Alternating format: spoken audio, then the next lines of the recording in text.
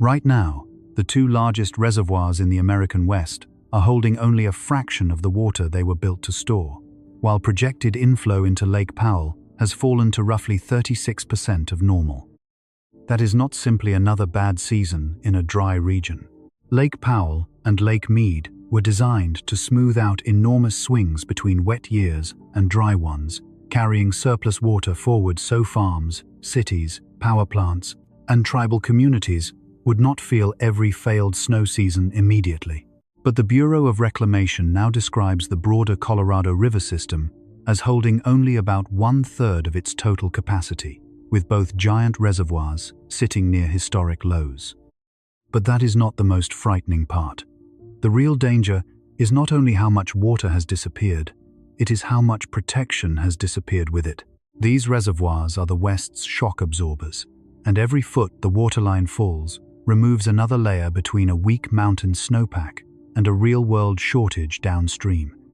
So what happens when the next dry year no longer lands on a full reservoir, but on one already depleted? And what does that reveal about a water system built for a climate that may no longer exist? Viewers can like, subscribe, and leave a comment naming where they live and whether their water comes from a river, reservoir, aquifer, or somewhere they have never had to think about. The first people to feel the reservoir falling are rarely the ones standing on its shoreline. A family launching a fishing boat at Lake Powell may notice another stretch of pale rock exposed above the waterline. A marina operator may move floating docks farther into the shrinking channel. But hundreds of miles downstream, a farmer in central Arizona is already studying irrigation schedules that may have to be shortened. An engineer inside Glen Canyon Dam is watching the elevation of the reservoir with a different kind of concern, calculating how much hydraulic pressure remains available to spin turbines efficiently. A water manager in Las Vegas is reviewing forecasts that no longer ask whether another shortage declaration is possible, but how severe the next round could become. Across the Colorado River Basin, tribal nations, farming communities, rapidly growing cities, hydroelectric utilities, recreation businesses, and ecosystems are all connected to the same body of water, even though they experience its decline in completely different ways. That is what makes this moment unlike an ordinary drought story. It is not a single disaster unfolding in one place. It is one system transmitting stress across 7 states and into Mexico, where every decision upstream changes the choices available downstream. Official forecasts continue to monitor inflows into Lake Powell, reservoir elevations, and storage projections, because each new snow season now carries consequences far beyond the mountains where the snow first falls.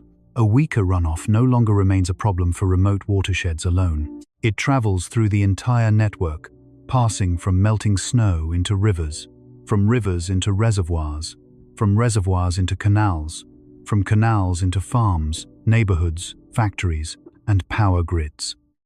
That journey is becoming increasingly fragile because the reservoirs that once absorbed these fluctuations are no longer full enough to hide them. Every additional foot of decline reduces the flexibility available to water managers. Every month, with below-average inflow, narrows the margin for error before difficult operating decisions must be made. Yet the most important detail is often invisible to the public. Most people do not wake up thinking about reservoir elevations or annual runoff forecasts because water still flows when they turn on the tap. Grocery stores remain stocked. Air conditioners continue running through the hottest afternoons. Lights still come on after sunset. The system appears normal precisely because it has spent decades shielding millions of people from natural variability. Those giant reservoirs were built to buy time, allowing one bad year to be absorbed without immediate consequences. But when the reservoirs themselves become depleted, time becomes the resource that begins disappearing first. Suddenly, every forecast matters more. Every negotiation becomes harder, every snowstorm carries greater significance, and every dry season leaves a mark that cannot easily be erased by the next wet winter. That is why this story deserves attention far beyond the American West. The Colorado River does not simply deliver water. It supports agriculture that feeds much of the country, produces hydroelectric power that stabilizes regional electricity supplies, sustains industries worth billions of dollars, and underpins the growth of some of the fastest expanding metropolitan areas in North America. When its largest reservoirs begin losing their ability to cushion extremes, the consequences spread far beyond the shoreline, where the white bathtub rings have become the most recognizable symbol of a changing landscape. Those pale cliffs are not merely recording where the water used to stand. They are quietly measuring how much resilience the entire system has already lost, and why the difficult cuts being discussed today may represent only the beginning of a much longer adjustment. Numbers often make a crisis appear smaller because they are too large to imagine. A reservoir that holds millions of acre-feet of water sounds almost limitless until those numbers are translated into something the human mind can actually see. Lake Powell and Lake Mead together were built to store more than 50 million acre-feet of water, creating one of the largest artificial freshwater reserves on Earth. Today, the combined storage of those two reservoirs has fallen to roughly 1/3 of their total designed capacity, leaving an enormous volume of empty space where water once stood. Imagine filling more than 25 million Olympic swimming pools with fresh water, then watching nearly 2 out of every 3 pools disappear. That is the scale of the buffer the Colorado River system has already lost. Lake Powell alone is now operating at roughly 1/4 of its full capacity. Lake Mead is only slightly higher. Those percentages sound abstract until they are converted into elevation. Every single foot of declining water level removes thousands of acre-feet of stored water, and every additional foot pushes the system closer to operational thresholds that engineers monitor constantly. An acre-foot is enough to supply roughly 2 or 3 average households for an entire year, depending on local water use. Losing 100,000 acre-feet is therefore not simply losing a number on a government spreadsheet. It represents enough water to support hundreds of thousands of families. Another figure reveals an even more troubling reality. During weak runoff years, projected inflow into Lake Powell can fall to little more than 1/3 of the historical average. That means the reservoir is not merely shrinking because people continue using water. It is receiving far less new water to replace what leaves through dams, canals, evaporation, and downstream deliveries. It is like withdrawing money from a savings account, while each paycheck arriving in the account becomes smaller than the one before it. Eventually the balance falls, not because spending suddenly increased, but because income quietly collapsed. Yet, perhaps the most important number in this story cannot be measured in acre-feet or gallons. It is the shrinking margin between normal operations and emergency operations. Reservoirs are designed to provide flexibility. When they are nearly full, managers can respond to an unusually dry year with confidence because they possess years of stored reserves. When reservoirs approach historically low elevations, that flexibility begins disappearing. Every forecast becomes more sensitive. Every weather pattern carries greater consequences. Every management decision involves larger trade-offs. A snowstorm that would once have been welcomed simply as good news now becomes a critical input into calculations that affect agriculture, electricity generation, interstate water deliveries, and millions of people who may never realize how closely their daily lives depend on a mountain snowpack hundreds of miles away. That is why these headline numbers are so unusual. They do not merely describe less water, they describe less room for error. They measure not only the amount of water remaining inside the reservoirs, but also the amount of resilience remaining inside the entire Colorado River system. And once resilience begins disappearing faster than water itself, every future shortage becomes more expensive, more disruptive, and far more difficult to reverse. At first glance, the obvious explanation seems almost impossible to challenge. There has been too little snow, too many hot summers, and too many years of drought. Therefore, the reservoirs are lower. That sounds logical, and it is partly true, but it is not the part of the story that explains why water managers across the Colorado River Basin have become increasingly concerned, even after occasional winters produce respectable snowpacks. The real turning point is not simply that less water is arriving, it is that the system has begun losing its ability to carry water safely from one year into the next. That is the detail most headlines overlook. It is not the storm that matters most. It is the time between storms. It is not one dry winter. It is the accumulation of many dry years without enough recovery in between. Think of a patient recovering from surgery. One difficult day is manageable if there is enough time to heal before the next setback arrives. But if every new illness begins before the previous wound has closed, the body becomes weaker, even if each illness is no worse than the last. Lake Powell and Lake Mead are experiencing something remarkably similar. Historically, one wet winter could restore a significant portion of what several dry years had removed. Today, much of that recovery disappears, almost immediately, because the reservoirs begin each new season from a much lower starting point, while demands downstream continue, and hotter conditions consume more water through evaporation and thirsty soils before runoff even reaches the reservoirs. This changes everything about how the Colorado River behaves. A decade ago, managers could absorb disappointing runoff because the reservoirs still contained years of stored water. Now, disappointing runoff arrives when much of that reserve has already been spent. The system is no longer reacting to individual weather events. It is reacting to the shrinking amount of time available to recover between them. That is why another average winter may no longer feel average. Much of the incoming water must first refill an enormous storage deficit before anyone downstream experiences meaningful relief. Imagine pouring buckets of water into a bathtub with a deep crack in the bottom. The first buckets do not raise the water level very much because they are replacing what has already been lost. The same principle now applies across much of the Colorado River system. Snow may fall, rivers may rise, reservoir inflows may improve.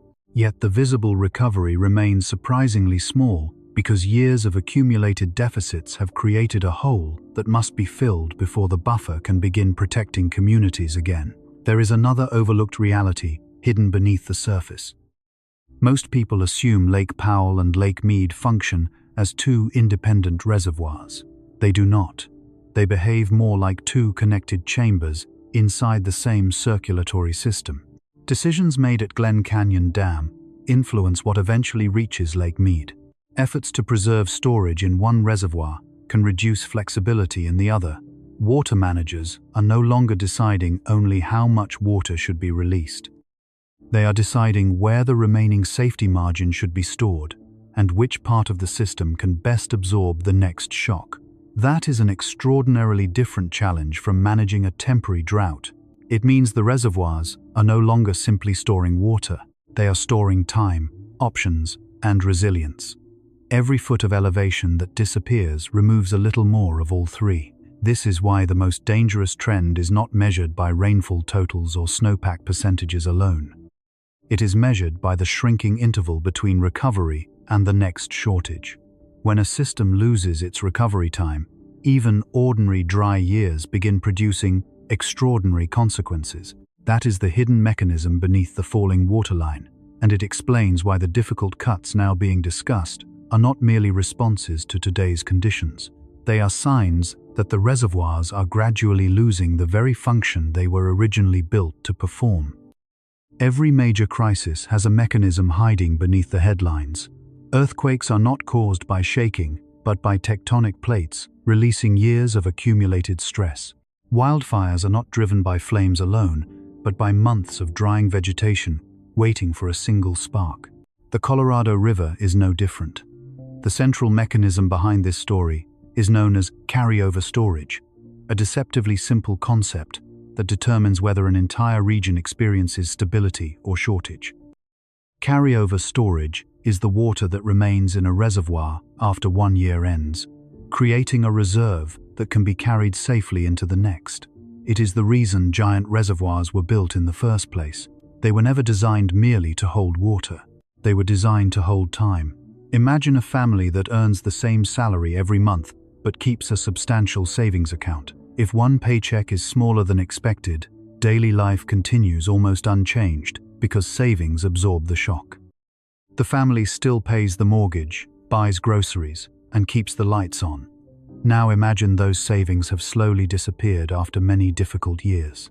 The next small paycheck suddenly creates a crisis, even though the paycheck itself is not dramatically different. The emergency is not caused by one bad month. It is caused by the absence of reserves. That is exactly how carryover storage works inside Lake Powell and Lake Mead. During winters with deep mountain snow, rivers deliver large volumes of meltwater into the reservoirs. Some of that water is released downstream for cities, farms, tribal communities, and hydroelectric generation. The remainder stays behind, becoming insurance against future dry years. That insurance is what engineers call carryover storage. It allows one successful runoff season to protect several weaker ones. But the mechanism has begun weakening because every stage of the journey is now under greater pressure than before. Snow falls in the Rocky Mountains, but warmer winters increasingly bring more rain and less snow at lower elevations. Snow that does accumulate often melts earlier in spring. Earlier melting exposes water to warmer temperatures for a longer period.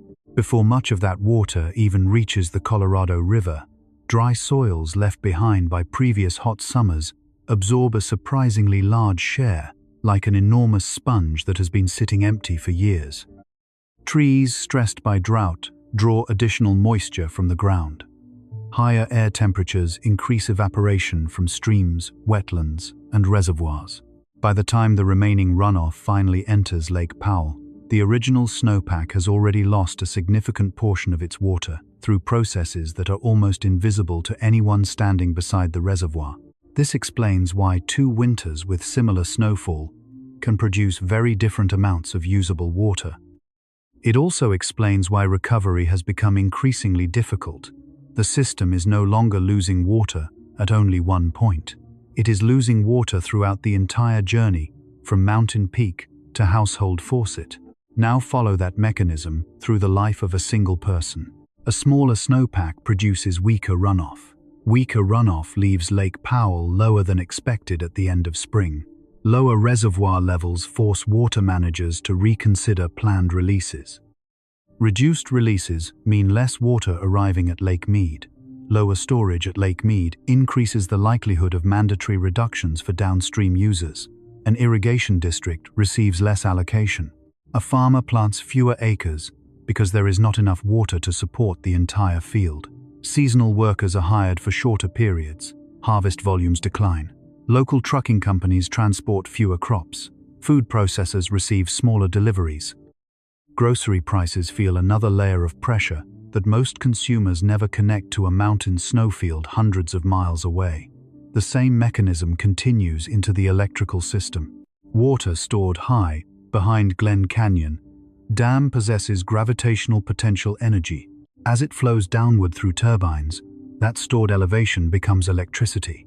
But when reservoir levels decline, the height of the water pressing through those turbines also decreases.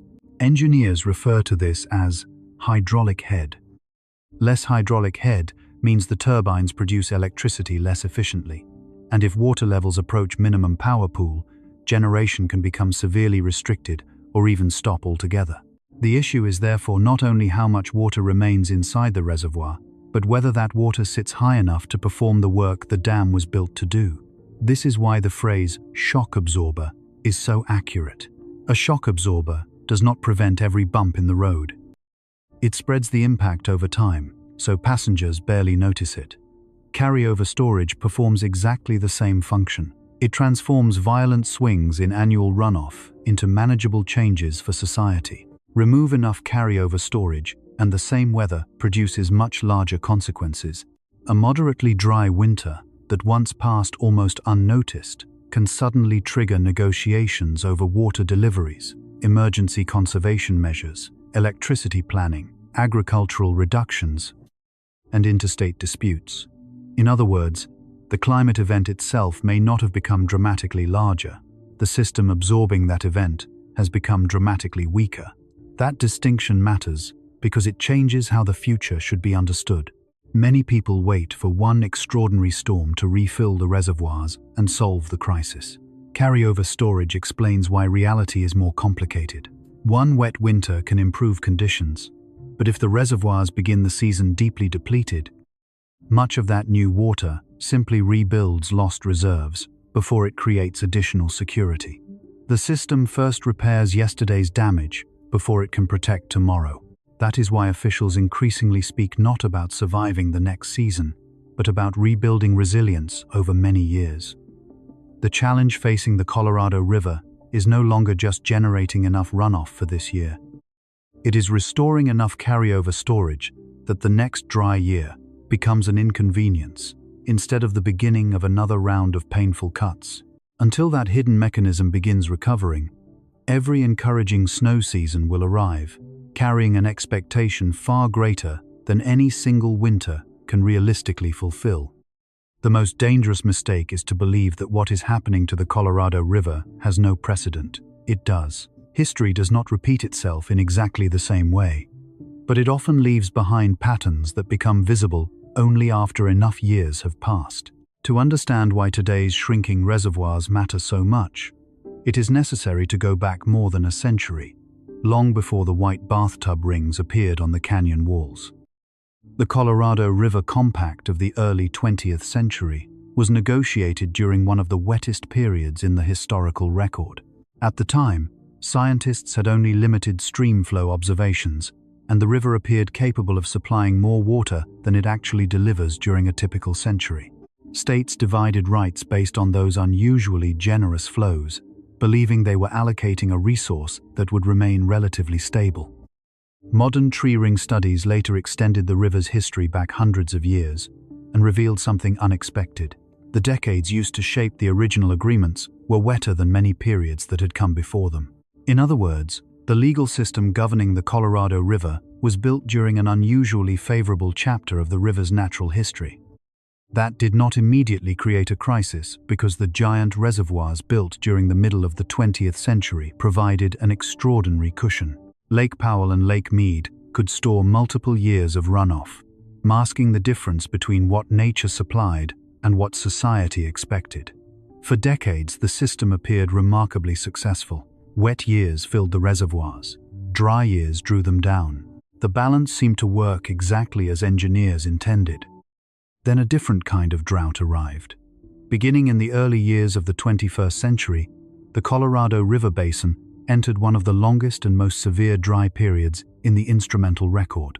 Unlike earlier droughts that ended after a few difficult seasons, this one persisted through repeated cycles of below-average runoff, unusually warm temperatures, and increasing evaporation. Scientists began using a different word to describe what they were observing.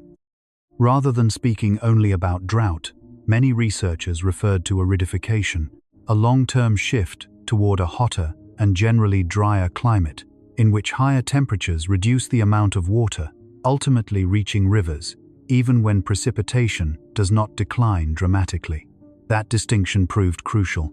The basin was not simply waiting for one rainy year to restore normal conditions. The baseline itself appeared to be changing.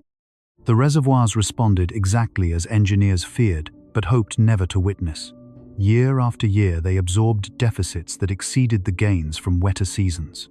Water levels occasionally rose after strong snowpacks, encouraging optimism that the worst had passed. Yet each recovery stopped lower than the one before it. Imagine bouncing a rubber ball that loses a little air after every impact. It still bounces, but each rebound reaches a lower height. That has become one of the defining patterns of the Colorado River system. The rebounds still happen, but they no longer return the reservoirs to where they once stood. A dramatic reminder arrived when the federal government issued the first official shortage declaration for the Colorado River. For the first time, mandatory reductions became more than theoretical planning exercises. Water deliveries were adjusted according to rules that had been negotiated years earlier, in anticipation of exactly this possibility. The declaration did not mean the river had suddenly failed overnight. It meant that decades of declining storage had finally crossed a threshold where the legal framework itself had to respond. Another historical lesson emerged from the operation of Glen Canyon Dam. Engineers designed the facility to generate enormous amounts of hydroelectric power while regulating water releases to the lower basin. Yet as Lake Powell continued falling, attention shifted toward elevations known as minimum power pool and, beyond that, dead pool. These terms sound dramatic, but they describe technical operating thresholds rather than instant catastrophe. Minimum power pool refers to the elevation below which turbines can no longer generate electricity efficiently.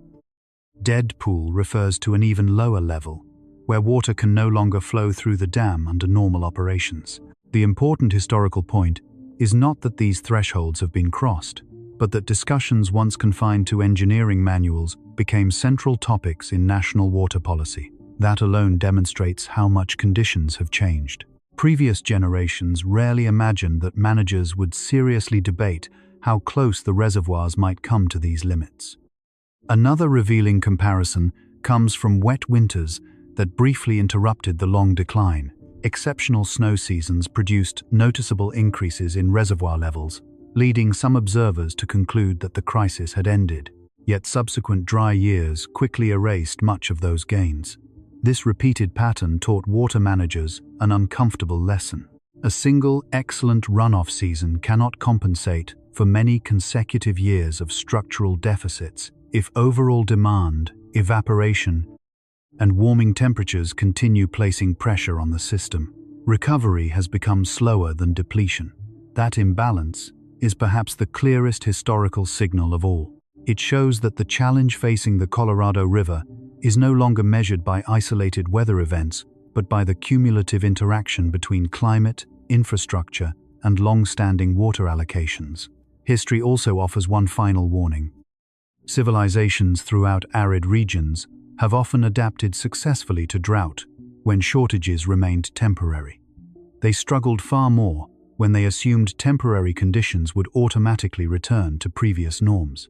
The Colorado River Basin possesses engineering capabilities, scientific knowledge, forecasting systems, and legal institutions that earlier societies never had.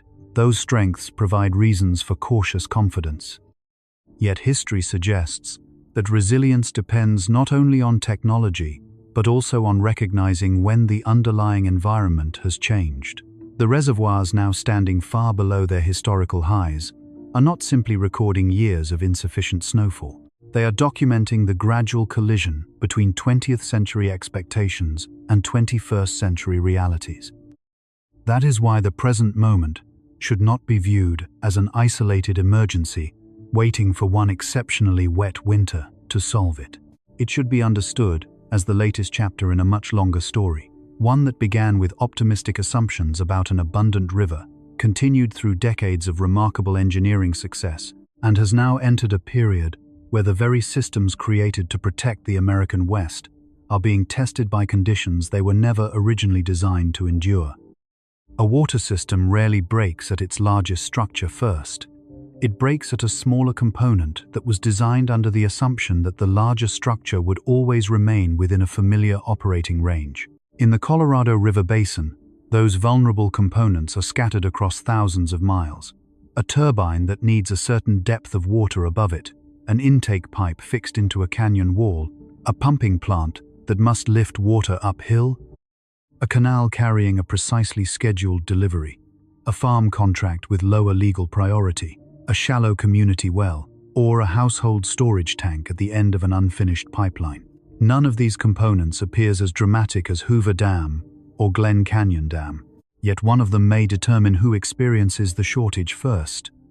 At Glen Canyon Dam, the critical weakness is not the concrete wall itself. It is the narrowing vertical space between the surface of Lake Powell and the elevation at which normal hydropower generation becomes impossible. Water stored behind the dam does two jobs. It supplies downstream releases, and its weight creates the pressure that drives turbines. As the reservoir falls, the water does not simply become less abundant, it becomes less capable of performing work. The lower surface produces less hydraulic head, reducing the amount of electricity generated from each unit of water passing through the dam. If Lake Powell falls below minimum power pool, the turbines can no longer operate as designed, and the dam must rely more heavily on lower outlet works to move water downstream. That is why officials have tried to maintain a protective buffer above that threshold. The buffer is measured in feet, but what it protects is much larger. Electrical output, revenue for regional power customers, environmental programs financed through power sales, and the ability to release water with familiar equipment. A narrow band of elevation, therefore, becomes a weak link connecting a mountain snowpack to the western power grid. The consequences would not resemble a sudden regional blackout caused by one dam switching off. Other power plants and electricity markets could replace at least part of the lost generation. But replacement power may cost more, come from different sources, and arrive during periods when heat is already pushing demand upward. Hydropower is especially valuable because operators can adjust output rapidly. It can respond when millions of air conditioners begin drawing electricity during a hot afternoon, or when solar generation declines near sunset. Losing flexibility at Glen Canyon Dam would not remove all electricity from the grid. It would remove one of the tools used to keep that grid balanced. That distinction may sound technical until it reaches a household facing higher utility costs, or a power operator searching for additional supply during a heat wave. Downstream, another weak link rises from the desert floor. The Central Arizona Project is a system of canals, tunnels, pumping plants, and pipelines that carries Colorado River water hundreds of miles across Arizona, lifting it more than 2,000 feet along the way. It is an engineering achievement, but it is also a reminder that water does not move through the modern West by gravity alone. Electricity must push it uphill. Contracts must determine who receives it. Reservoir elevations must remain high enough to feed the system. When shortages are declared, the canal may continue appearing full in some locations, even while entire categories of users receive less water. Arizona's priority structure means that reductions do not fall evenly across every city, farm, and community. Lower priority users are cut before higher priority users, turning a basin-wide shortage into a concentrated local shock. Central Arizona agriculture has often stood near the front of that process. A farmer may lose access to part of a Colorado River allocation, while an urban customer hundreds of miles away notices no immediate change at the tap. The city therefore appears secure, but the system has not escaped damage. The damage has been transferred. A field that once received surface water may be left unplanted, converted to a crop requiring less water, or supplied by pumping groundwater from beneath the soil. Each response buys time, but each carries a cost. Leaving land idle reduces farm income and seasonal employment. Changing crops can require new equipment, new buyers, and years of adjustment. Pumping groundwater lowers aquifers that may have accumulated over centuries. In places where the ground consists of compressible layers of clay and silt, excessive pumping can cause land subsidence, permanently reducing the underground space available to store water. A shortage at Lake Mead can therefore move through a canal, enter an irrigation district, descend into a well, and eventually alter the physical shape of the land. The most vulnerable person in that chain may not own the farm. It may be a field worker whose hours disappear, a truck driver carrying fewer loads, an equipment mechanic receiving fewer calls, or a child in a rural town where declining economic activity reduces the tax base supporting schools and emergency services.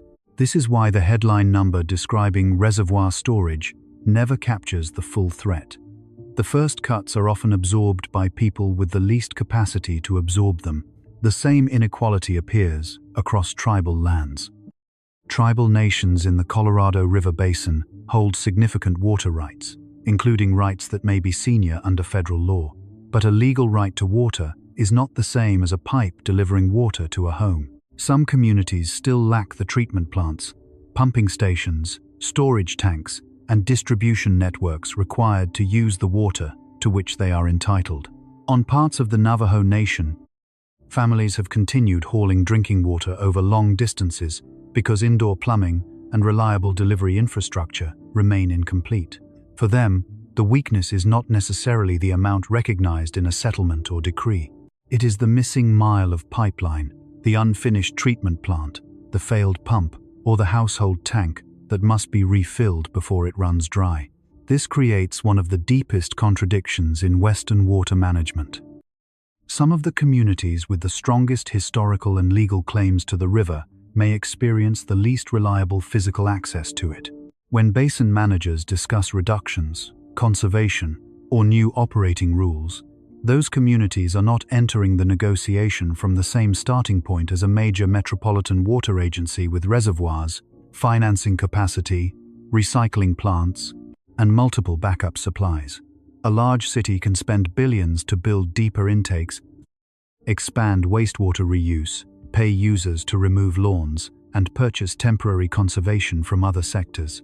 A small rural community may depend on one aging well. If that well falls below the water table or becomes contaminated as groundwater levels decline, the crisis becomes immediate. A household cannot negotiate with an aquifer after the pump begins drawing air. Even cities that appear protected contain weaker internal links. Las Vegas has invested heavily in conservation and constructed a deep intake and low lake pumping station that can continue withdrawing water from Lake Mead at extremely low elevations. Those projects dramatically improve physical security, but they do not create new water in the river. They allow the city to reach its allocation under more difficult reservoir conditions. Phoenix, Tucson, Los Angeles, San Diego, and other cities have different mixtures of Colorado River water, local reservoirs, groundwater, imported supplies, reuse, and conservation. Their resilience depends not on a single source, but on whether those sources fail at the same time.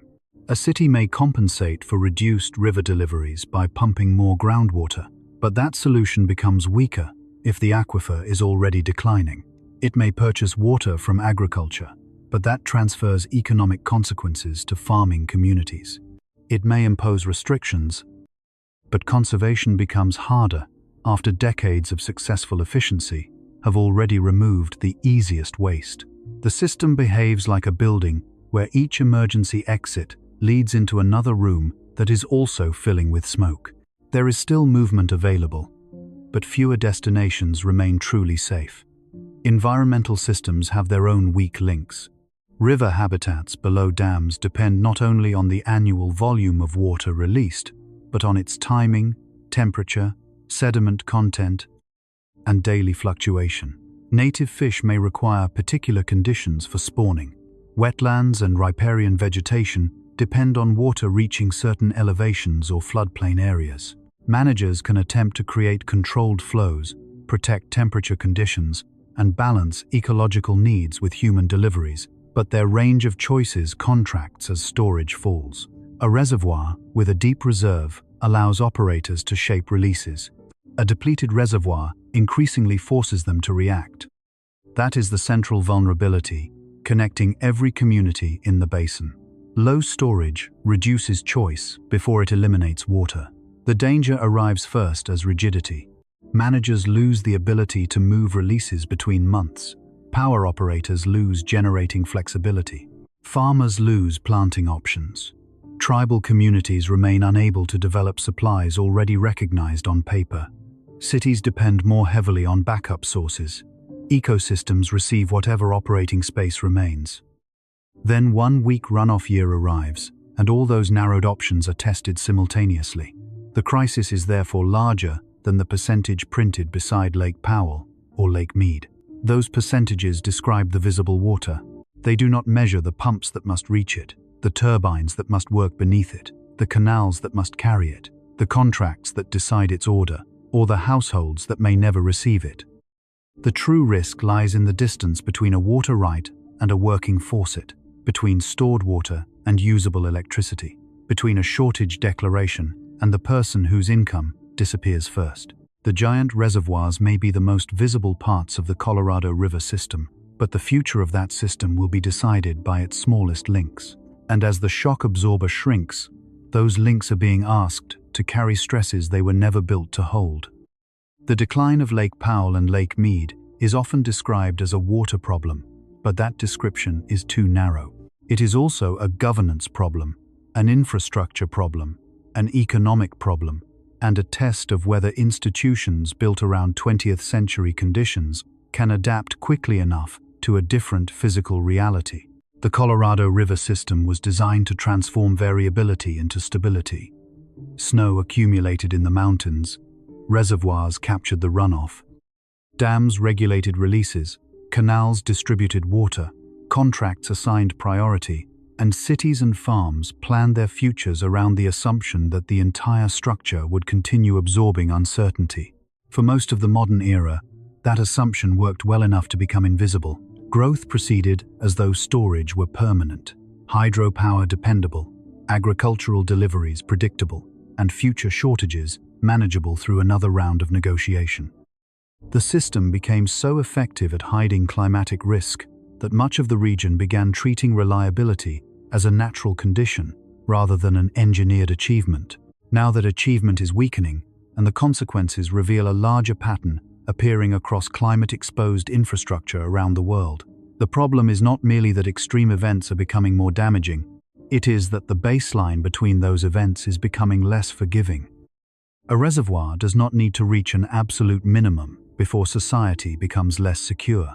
A power grid does not need to collapse before operators lose flexibility. A groundwater basin does not need to become empty before pumping costs rise and wells begin failing. A hospital does not need to close before heat waves overwhelm emergency rooms.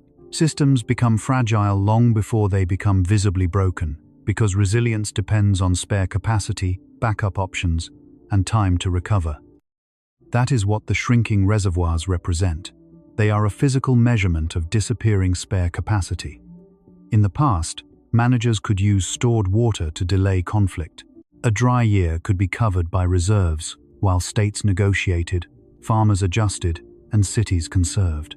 Today, the same negotiations are taking place with less water behind the dams and less time before another difficult runoff season arrives. This changes the political meaning of every proposed cut.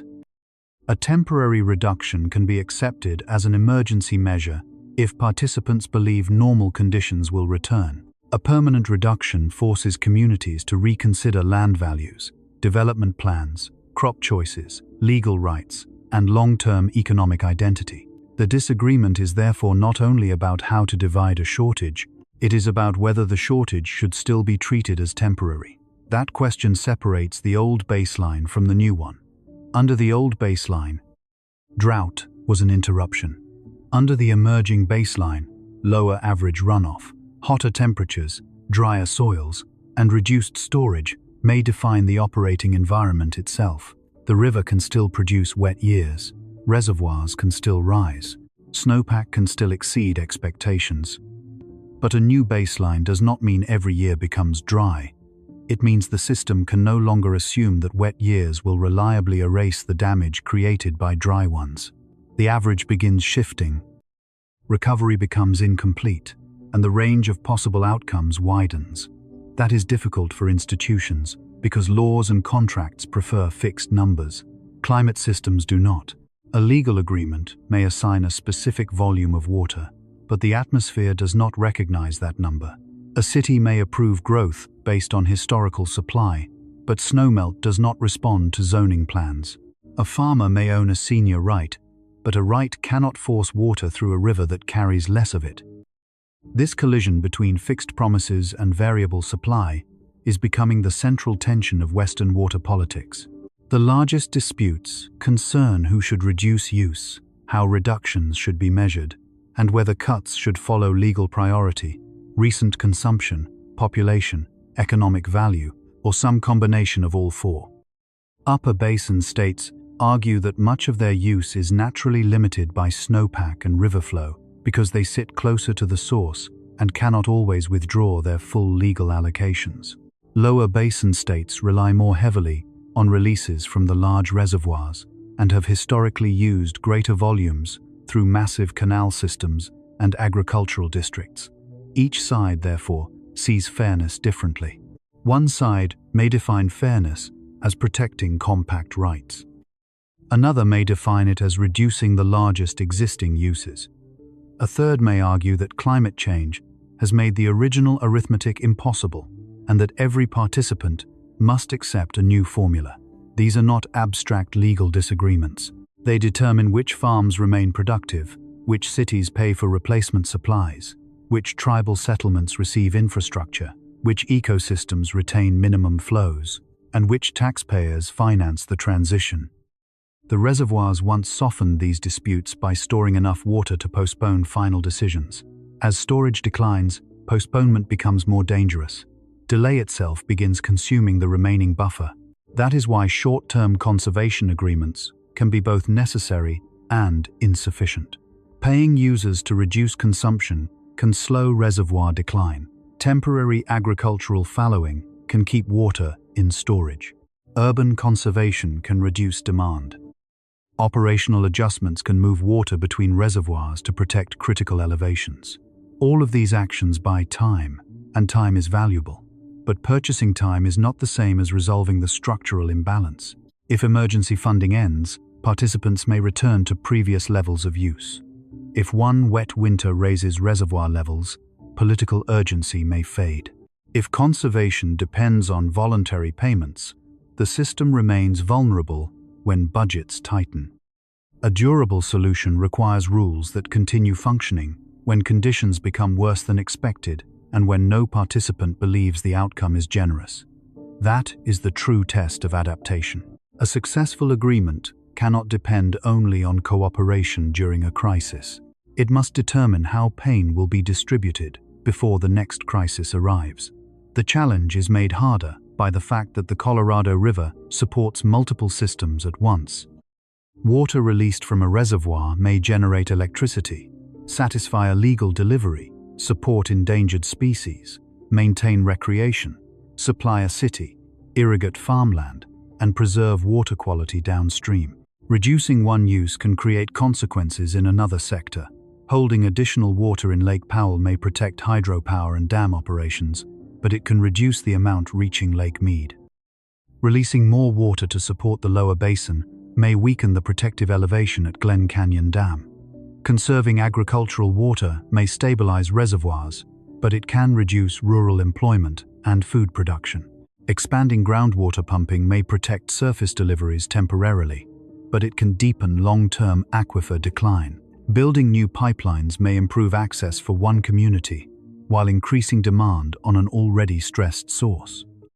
There is no single valve that can be turned without moving pressure elsewhere. That is why the system increasingly resembles a network under compression rather than a reservoir simply running low. Each intervention shifts stress through the network, and the outcome depends on whether another component can absorb it. This is also why the phrase "new baseline" extends beyond water. Across the West, infrastructure is encountering conditions outside the ranges used in its original design. Power lines face hotter temperatures that reduce transmission efficiency while electricity demand rises. Roads and railways confront heat that damages pavement and bends tracks.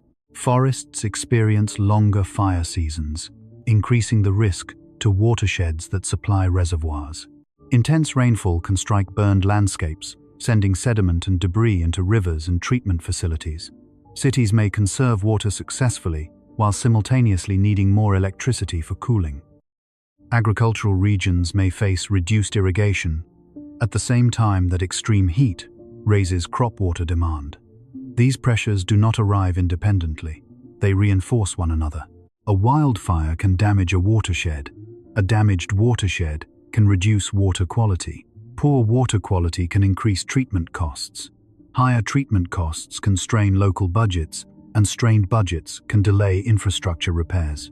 The event begins in a forest but ends inside a municipal balance sheet.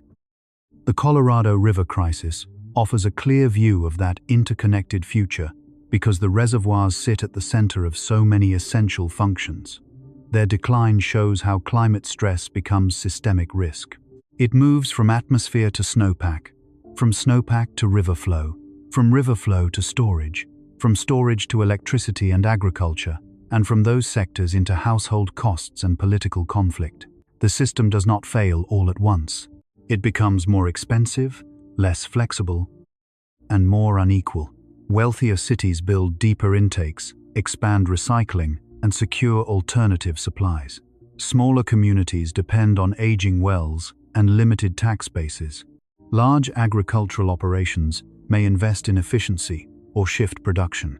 Smaller farms may have fewer options. Some users can purchase protection. Others receive the shortage directly. This unequal capacity to adapt may become one of the defining features of the new baseline. The physical river delivers less certainty, while social and financial systems decide who can replace that certainty and who cannot. Yet, the new baseline is not a fixed destination. It is a range of choices. The basin can continue reacting after each threshold is crossed, relying on emergency conservation and temporary agreements. Or it can redesign demand around a more realistic estimate of the river's long-term supply. That would require difficult changes, measuring use more accurately, reducing losses, expanding reuse, modernizing irrigation where it produces real savings, protecting groundwater from uncontrolled depletion, completing tribal water infrastructure, reconsidering crops in the driest regions, and limiting promises that depend on water not physically available. None of these measures alone can refill Lake Powell or Lake Mead. Together, they can reduce the speed at which the system consumes its remaining shock absorber. The most important shift may be psychological. The West has spent generations asking how to deliver enough water to support every planned use. The emerging question is how to design communities, farms, energy systems, and economies that remain functional within the water the river can actually provide. That is a profound change. It replaces expansion as the default with resilience as the organizing principle. It also explains why the cuts now beginning are unlikely to be the last. Early reductions tend to target the easiest or least protected uses. Later reductions reach deeper into the structure of the economy. They force decisions about permanent land retirement, urban growth, power generation, environmental flows, and the meaning of legal priority under physical scarcity. The reservoir decline is therefore not only a warning about drought, it is an early view of a broader transition from managing abundance to managing limits. The white rings around Lake Powell and Lake Mead mark more than lost water. They mark the distance between the climate that shaped the system and the climate now testing it. The lower those rings descend, the clearer the message becomes. The old baseline is not returning on command. And every year spent pretending otherwise reduces the number of choices that remain. A crisis this large attracts explanations faster than evidence can support them. That makes scientific discipline especially important, because the Colorado River story is serious enough without exaggeration. The first distinction is between what is clearly connected, what is only partially connected, what may simply be happening at the same time, and what remains uncertain. The strongest evidence concerns temperature. A warmer atmosphere increases evaporation from soils, streams, vegetation, and reservoirs. Warmer conditions can cause snow to melt earlier, extending the period during which water is exposed to heat before it reaches the river. Dry soils can absorb more snowmelt, leaving less runoff to enter Lake Powell. These are well understood physical processes, and together they help explain why similar amounts of mountain precipitation can now produce less usable river flow than they might have under cooler conditions. Climate change is therefore not an abstract background factor. It changes the efficiency with which snow becomes water in the river. But it is not the only cause of low reservoir levels. The Colorado River system was also promised and developed around expectations that often exceeded the river's long-term average supply. Decades of withdrawals, population growth, agricultural demand, legal obligations, and reservoir operations all shaped the current deficit. Blaming climate alone would hide the role of policy. Blaming consumption alone would hide the role of a hotter atmosphere. The real crisis emerges from the interaction between the two. A heavily allocated river entering a warmer and less forgiving climate. That interaction must not be confused with proof that every dry winter was individually caused by climate change. Natural variability still matters. Pacific Ocean conditions, atmospheric circulation, storm tracks, and seasonal weather patterns can produce wet and dry years without a single simple cause. One poor snow season cannot be attributed entirely to global warming. One strong snow season does not disprove long-term warming. Weather still moves up and down. Climate changes the background against which those fluctuations occur. A useful image is a staircase covered by a bouncing ball. The ball rises and falls from year to year, but the staircase beneath it can still slope downward. A wet winter may lift reservoir levels temporarily, while the longer trend in temperature and runoff remains unfavorable. Another claim requires caution: the idea that Lake Powell or Lake Mead will suddenly become empty on a specific date. Reservoir projections are not countdown clocks. Their future elevations depend on snowfall, spring temperatures, soil moisture, water releases, conservation agreements, agricultural use, municipal demand, and operational decisions between the two reservoirs. A forecast can show risk, but it cannot provide perfect certainty years in advance. Terms such as minimum power pool and dead pool are also frequently misunderstood. Minimum power pool is the level below which normal hydropower generation becomes severely constrained or impossible. Dead pool is the lower elevation at which water can no longer pass through the dam by gravity through the usual outlets.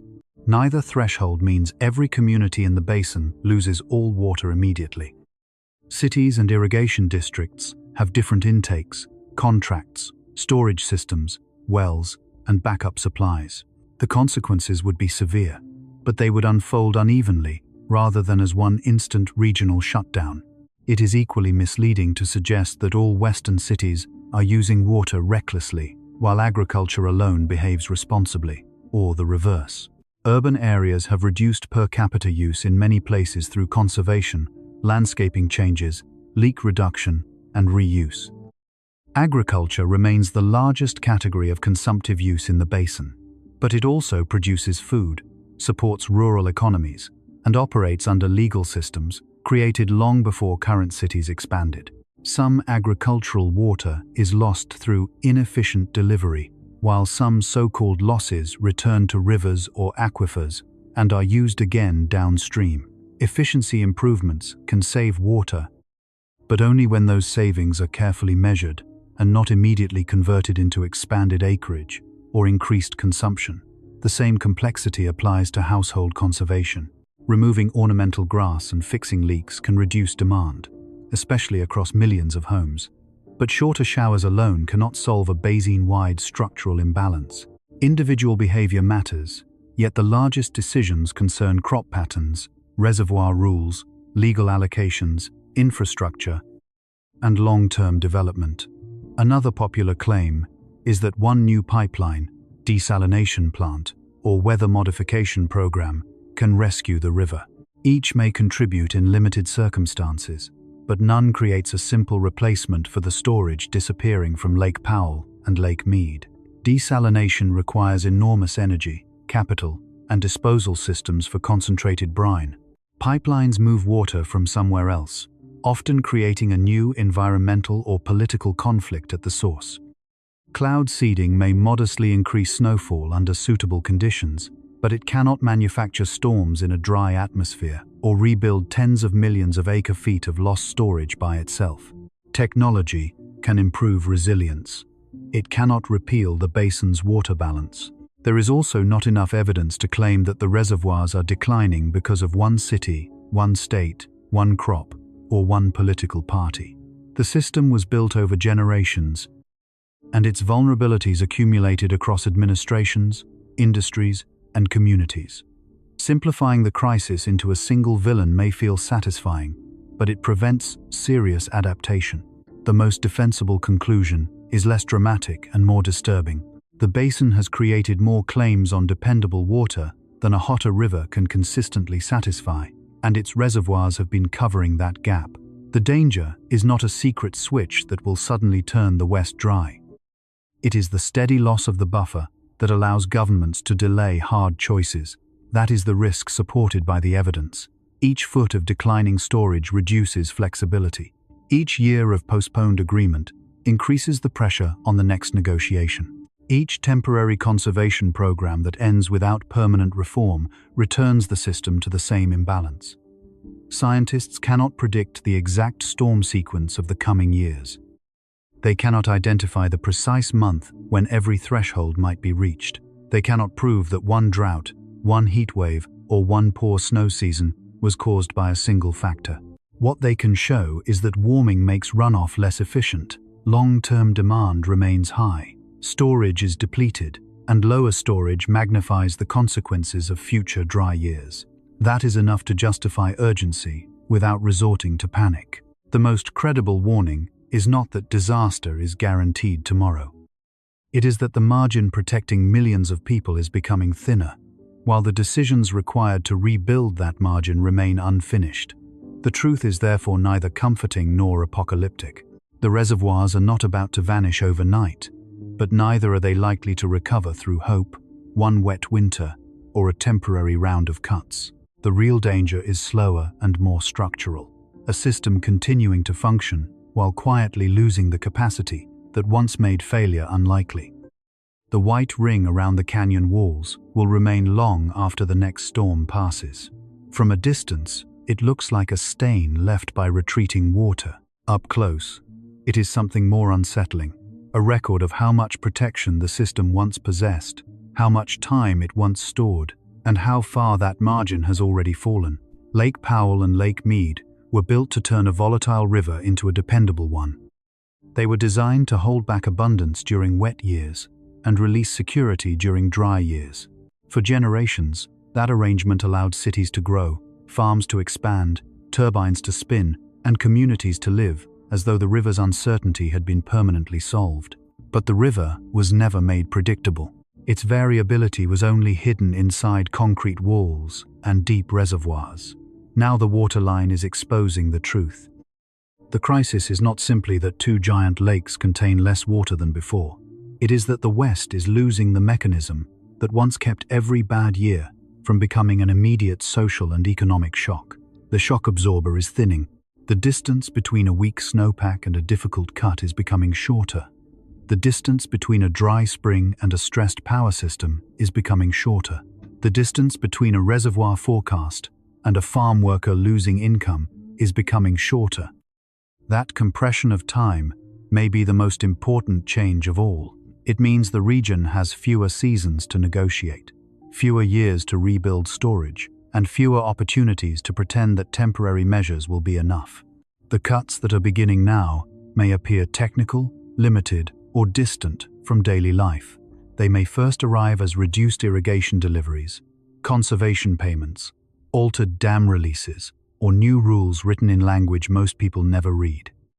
But those decisions are not isolated adjustments. They are the first visible signs of a system being forced to match its promises to its physical supply. That process will not be painless. Some farms will change crops. Some fields may remain unplanted. Some communities will pay more for electricity or water infrastructure. Some cities will accelerate recycling and remove landscapes that belong to a wetter assumption.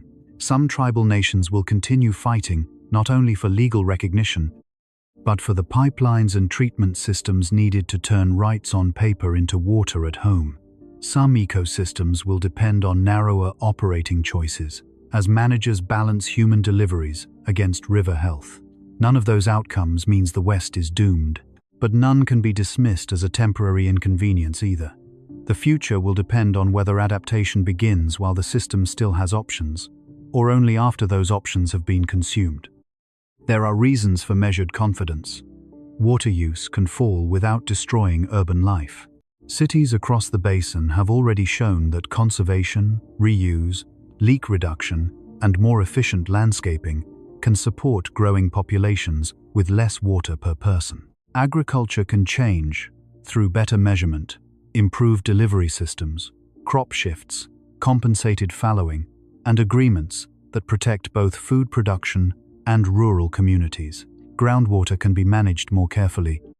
Tribal infrastructure can be completed. Reservoir rules can be rewritten around realistic hydrology instead of historical hope. None of these actions will restore the past, but they can preserve function in the future. Resilience does not require the river to return to an earlier century. It requires institutions to stop demanding that it do so. That is the central choice now confronting the basin.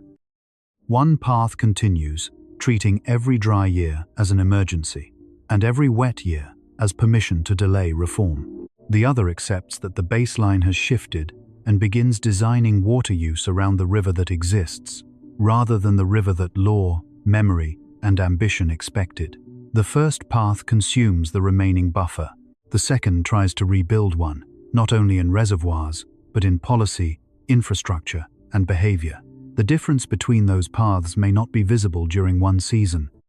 It will become visible over decades, in whether communities retain options when the next sequence of dry years arrives. The reservoirs themselves will continue to rise and fall. A strong snow season may lift them. A hot summer may draw them down again. Headlines will alternate between relief and alarm. But the deeper question will remain unchanged. Can the system recover faster than it is being depleted? If the answer remains no, then every temporary improvement will be only a pause. If the answer becomes yes, even gradually, then the basin may still create a new kind of security, one based less on enormous surplus and more on disciplined use, flexible rules, and shared risk. That future will not look like the one imagined when the dams were built. It may be leaner, more contested, and more aware of limits. But it does not have to be defined by collapse. The Colorado River still flows. The reservoirs still store water. The turbines still turn. Farms still produce food. Cities still have choices. The window for action has narrowed, but it has not closed. What has changed is the cost of waiting. Every year of delay leaves the next agreement harder, the next cut deeper, and the next dry season closer to the people who were once protected from it. The white ring on the canyon wall is therefore not only a mark of loss, it is a boundary between two eras. Above it lies the memory of a system built on stored abundance. Below it lies the reality of a system learning to operate with less. The reservoirs may rise again, but the lesson will remain. Infrastructure can conceal risk for decades, but it cannot erase the climate that feeds it. Law can divide water, but it cannot create runoff. Engineering can buy time, but only if that time is used. The cuts now beginning are not the end of the story. They are the moment when the story becomes impossible to ignore. One day, the immediate crisis will pass from the headlines. Another storm will arrive. Another forecast will offer relief. But the question revealed by the falling waterline will stay behind. When the giant reservoirs can no longer absorb the shock, what kind of West will be built to receive it?